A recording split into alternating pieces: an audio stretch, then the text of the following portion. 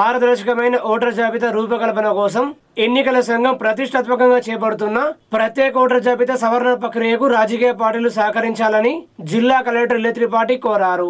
సమీకృత జిల్లా కార్యాలయాల సముదాయంలో శుక్రవారం జిల్లా స్థాయి రాజకీయ పార్టీల ప్రతినిధులతో కలెక్టర్ సమావేశం నిర్వహించారు. ఈ సందర్భంగా ఎస్ఐఆర్ ప్రక్రియ అమలు విధానాన్ని వివరిస్తూ జిల్లా యంత్రాంగం ఆధ్వర్యంలో చేపడుతున్న చర్యల గురించి కలెక్టర్ తెలియజేశారు. భారత ఎన్నికల సంఘం మార్గదర్శకాలను అనుసరిస్తూ జిల్లాలో ఎస్ఐఆర్ ప్రక్రియను అమలు చేసేందుకు అధికార యంత్రాంగం ఎంతో బాధ్యతాయుతంగా పనిచేస్తుందని తెలిపారు. మరణించిన వారి పేర్ల తొలగింపు, శాశ్వతంగా వలస వెళ్లిన వారిని గుర్తించడం, అర్హులైన కొత్త ఓటర్ల పేరును జాబితాలో చేర్చడం కోసమే ఎస్ఐఆర్ అమలు జరుగుతుందని తెలిపారు. ఇప్పటికే నిజామాబాద్ అర్బన్ మినహా మిగతా అన్ని అసెంబ్లీ నియోజకవర్గాల్లో 90% ప్రీ మ్యాపింగ్ పూర్తయిందని, అర్బన్ సెగ్మెంట్ లో 68% జరిగిందని వివరించారు. జూన్ 25 నుండి క్షేత్రస్థాయిలో జరగనున్న ఎస్ఐఆర్ ప్రక్రియకు రాజకీయ పార్టీలు సహకరించాలని, క్షేత్రస్థాయిలో పర్యటించి పరిశీలన జరపాలని, ప్రతి ఓటర్ తప్పనిసరిగా మ్యాపింగ్ చేసుకునేలా చొరవ చూపాలన్నారు. ఎస్ఐఆర్ అమలులో బిఎల్ఓలతో పాటు బూత్ లెవెల్ ఏజెంట్ల పాత్ర కూడా అత్యంత క్రియాశీలకమని కలెక్టర్ స్పష్టం చేశారు. తక్షణమే బూత్ స్థాయి ఏజెంట్లు నియమించుకుని నిర్ణీత ఫార్మాట్లో వివరాలు అందించాలని కలెక్టర్ సూచించారు. బిఎల్ఓలు పక్కాగా ప్రతి ఇంటిని తప్పనిసరిగా సందర్శించేలా ఆన్లైన్ యాప్ ద్వారా పర్యవేక్షించడం జరుగుతుందన్నారు. ఎట్టి పరిస్థితుల్లోనూ బిఎల్ఓల నుండి ఓటీపీలు తీసుకుని బిఎల్ఏలు ఎస్ఐఆర్ ప్రక్రియను చేపట్టకూడదని, ఇలా చేయడం నేరంగా పరిగణించబడుతుందని, ఇలా చేసినందుకు సంబంధిత బిఎల్ఏలు శిక్షార్హులు అవుతారని కలెక్టర్ స్పష్టం చేశారు. జూలై 31న ఓటర్ల ముసాయిదా జాబితాను ప్రచురిస్తామని వివరించారు. జూలై 31 నుంచి ఆగస్టు 30 వరకు ముసాయిదా జాబితాపై క్లెయిమ్లు, అభ్యంతరాలు స్వీకరిస్తామని తెలిపారు. నియోజకవర్గ ఎన్నికల రిటర్నింగ్ అధికారికి అభ్యంతరాలు తెలియజేయవచ్చని, అక్కడ సంతృప్తి చెందిన పక్షం రోజుల అనంతరం జిల్లా ఎన్నికల అధికారికి అభ్యంతరం తెలపవచ్చని సూచించారు. దాఖలైన అభ్యంతరాలు, క్లెయిమ్లను సెప్టెంబర్ 28 వరకు పరిష్కారం చేస్తామని తెలిపారు. అక్టోబర్ 1న తుది ఓటర్ జాబితాను అధికారికంగా ప్రచురిస్తామని కలెక్టర్ వెల్లడించారు. ఈ సమావేశంలో అదనపు కలెక్టర్ భుజంగారావు, నగర పాలక సంస్థ కమిషనర్ దిలీప్ కుమార్, ఎన్నికల విభాగం పర్యవేక్షకులు బాలరాజు, వివిధ రాజకీయ పార్టీల ప్రతినిధులు పాల్గొన్నారు.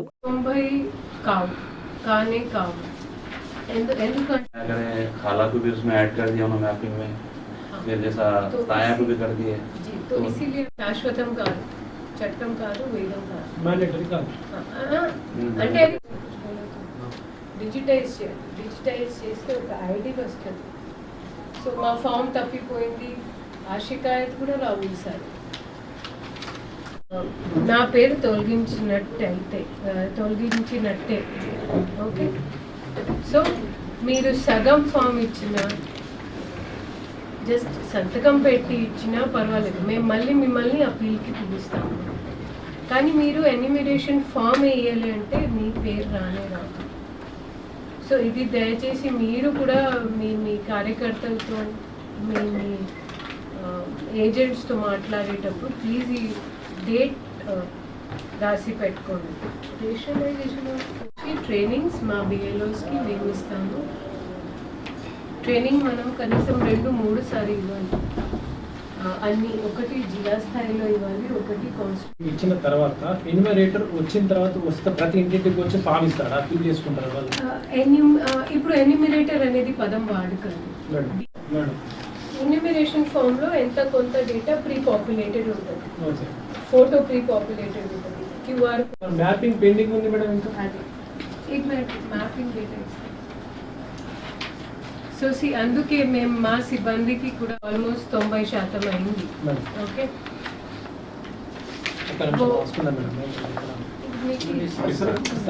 బోధనలో 89 తీసుకోండి, బాన్స్వాడలో 91, Nizamabad Delhi 68 lowest, Nizamabad rural 92, Balkonda 90. So సింపుల్గా సార్ ఏం చేస్తారు,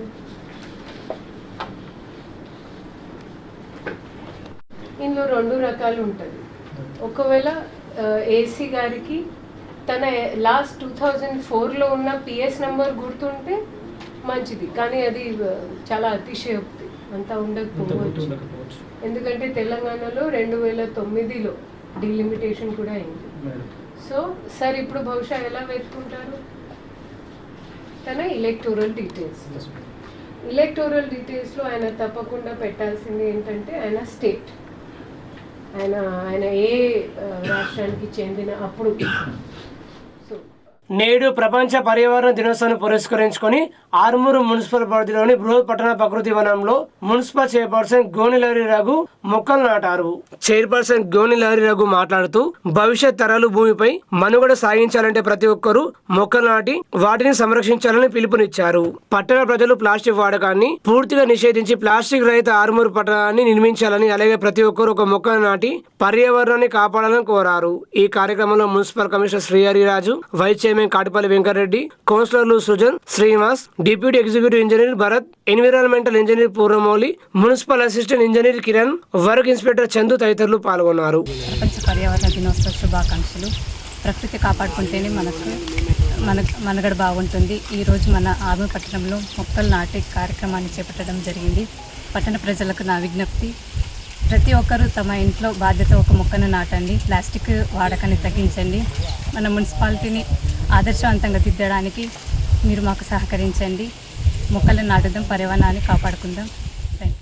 ఆలూరు మండల కేంద్రంలోని వెంకటేశ్వర దేవాలయంలో కిసాన్ మోర్చా మండల శాఖ ఆధ్వర్యంలో ప్రధాని మోడీ స్ఫూర్తితో అమ్మ పేరు మీద మొక్కలు నాటడం జరిగింది. ముఖ్య అతిథిగా కిసాన్ మోర్చా రాష్ట్ర ఉపాధ్యక్షుడు నూతన శ్రీనివాసరెడ్డి విచ్చేసి మాట్లాడుతూ పర్యావరణాన్ని పెంచండి, ప్రకృతి వలన దేశానికి, రైతాంగానికి ఎంతో లాభమని, చెట్ల పెంపకంతో కాలుష్యాన్ని తగ్గిస్తూ అధిక వర్షపాతానికి తోడ్పడుతుందని, కనుక ప్రజలందరూ చెట్లను పెంచండి, కాలుష్యాన్ని తగ్గించాలని ఆయన పిలుపునిచ్చారు. ఈ కార్యక్రమంలో కిసాన్ మోర్చా నాయకులు మహేష్, బీజేపీ మండల అధ్యక్షులు సురేష్ శ్రీకాంత్ తదితరులు పాల్గొన్నారు.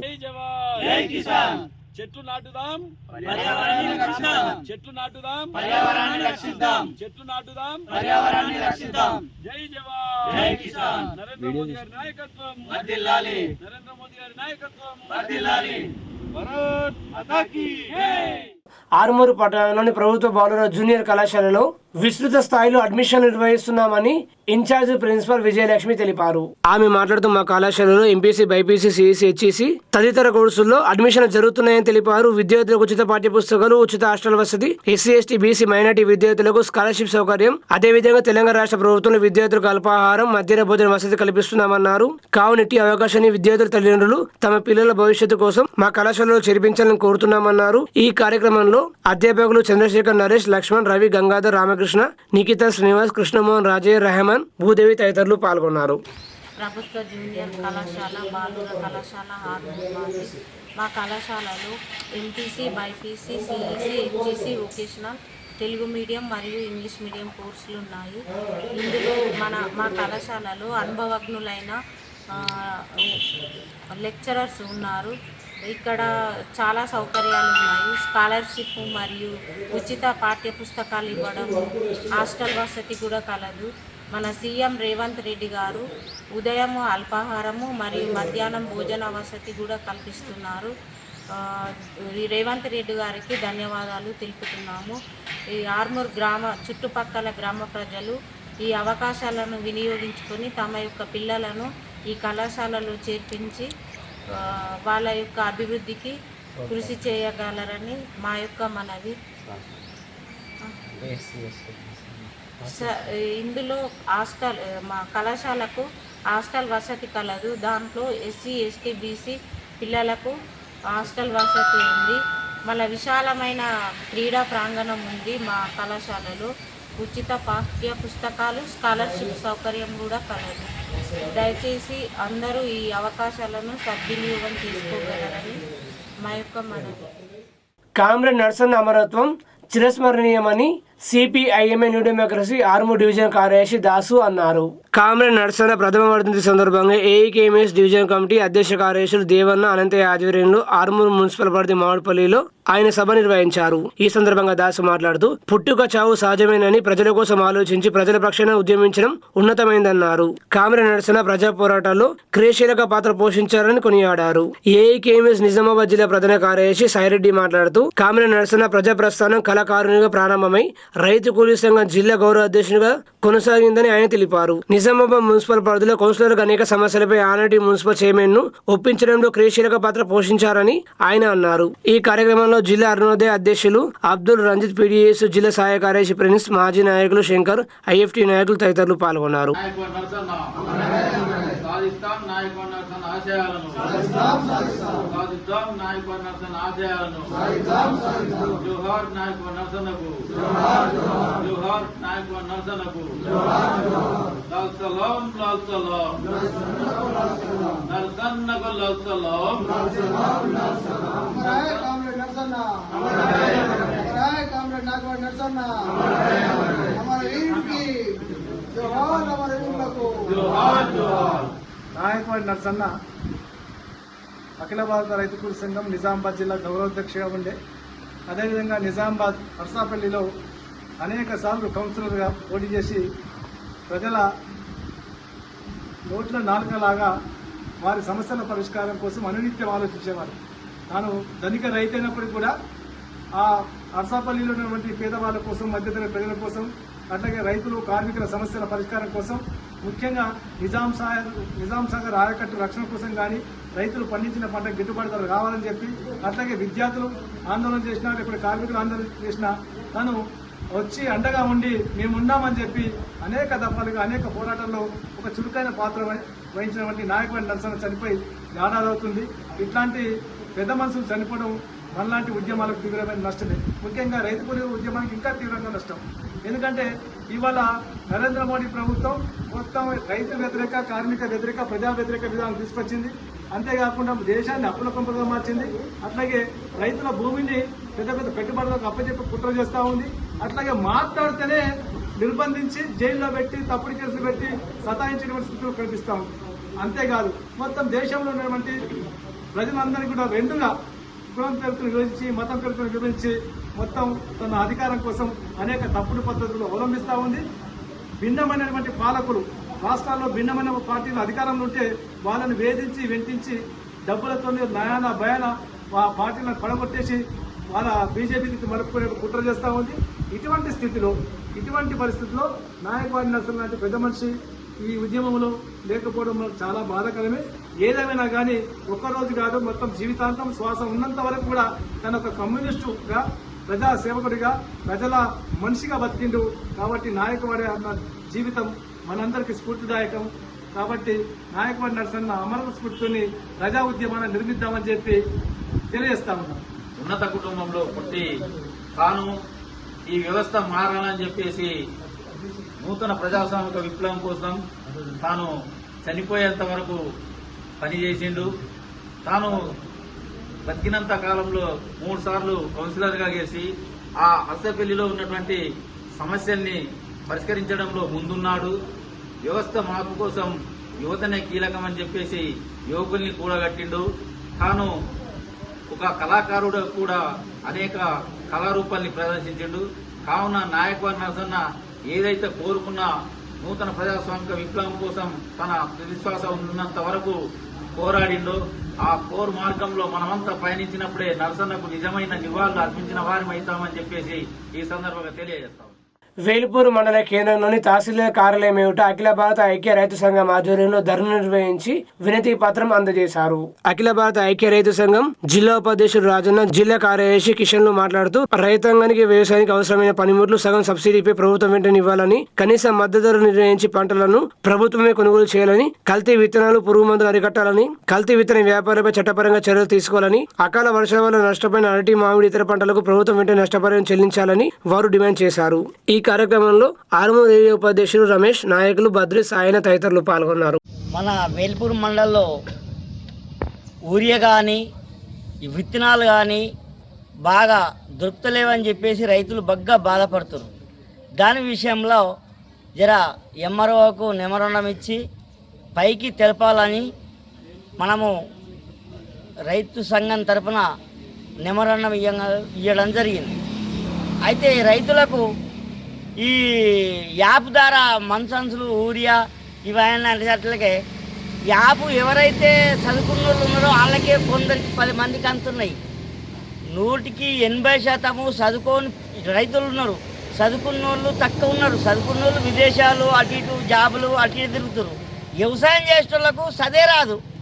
ఆయన యాప్లో పెడితే యాప్లో ఎప్పుడు చూడాలా, ఎప్పుడు తెచ్చుకోవాలా, ఆడిపోయేసరికి సొసైటీలో మంది అయిపోతుంది. మళ్ళీ ఇచ్చేటి 1-2 బస్తాలు. ఆ 1-2 బస్తాలు సుఖ యాప్ ఉన్నోళ్ళే తీసుకుపోతారు. తత్తి బొల్లకు అన్యాయం జరుగుతుంది. అట్లా జరగకుండా చూసుకోవాలా. అది ప్రభుత్వం మీద భారం అయి ఉన్నది. అది ఆ ప్రభుత్వమే కాకుండా ఈ బీజేపీ ప్రభుత్వం అచ్చించంది మందు సంచులకు మరీ కొరత ఉంది. బీజేపీ ప్రభుత్వము ఇక ఏదో సాకులు చెప్పుకుంటా మరీ మందు, యూరియా, పొటాషియం ఇవన్నీ మరీ తక్కువ పంపిస్తూ ఏదో ఒక షాక్ చెప్తున్నాడు ఆయన. అట్లా ఆయన ఎప్పుడు కరెక్ట్ కాదు. అందరికీ అందుబాటులో ఉండాలా. విత్తనాలు కావచ్చు,